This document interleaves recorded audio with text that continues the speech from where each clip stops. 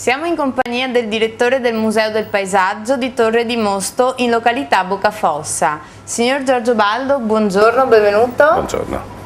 Questa è una mostra inaugurata il 25 di giugno e di che cosa si tratta? Quali sono le tematiche principali? La mostra tratta del paesaggio di bonifica.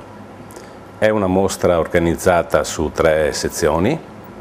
Una prima sezione sono 22 mappe tematiche di carattere didattico che illustrano i primi segni del nostro territorio e del paesaggio del nostro territorio.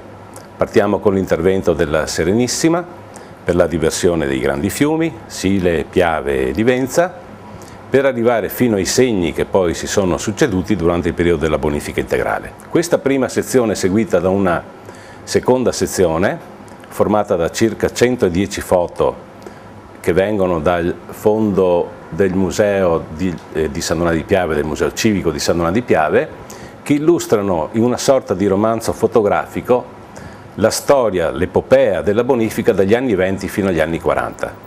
Quello che abbiamo tentato di mostrare non è tanto la scena, famiglie, giochi, feste e così via, ma proprio come si costruisce il paesaggio, cioè il cantiere del paesaggio l'abbiamo chiamato. Ci sono 20.000, 30.000, 40.000 persone che lavorano in questo vuoto per costruire case, per costruire idrovore, per costruire ponti, per costruire strade.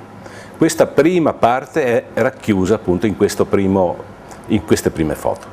Quando i lavori sono finiti è come se improvvisamente si tolgono le impalcature e si vede il paesaggio nella sua nitidezza. La terza sezione è la sezione artistica, comprende circa 60 opere di autori prevalentemente sandonatesi, dagli storici, che hanno dato una interpretazione artistica di sensibilità a quel paesaggio che si era formato, a quelle terre nuove che si erano formate, e quindi hanno rappresentato l'energia del luogo e gli hanno dato una trasposizione di carattere fantastico, ideale.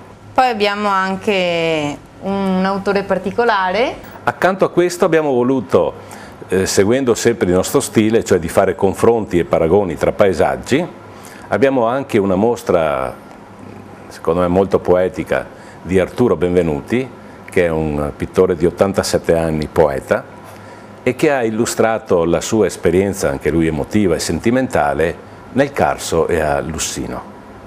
E questa mostra, che è composta da 39 piccoli quadri, è un ricordo, una interpretazione anche lui di un paesaggio del cuore, naturalmente, un paesaggio ideale. Fino a quando si potrà visitare la mostra? La mostra è aperta il venerdì, il sabato e la domenica, il venerdì dalle 16 alle 19, il sabato dalle 16 alle 19, la domenica dalle 10 alle 12 di mattina e il pomeriggio dalle 16 alle 19, ed è aperta fino all'11 di settembre.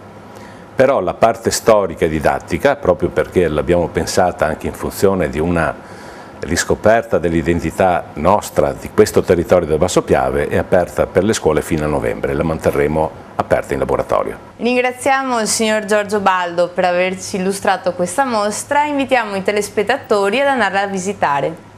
Grazie mille. Grazie a voi, grazie.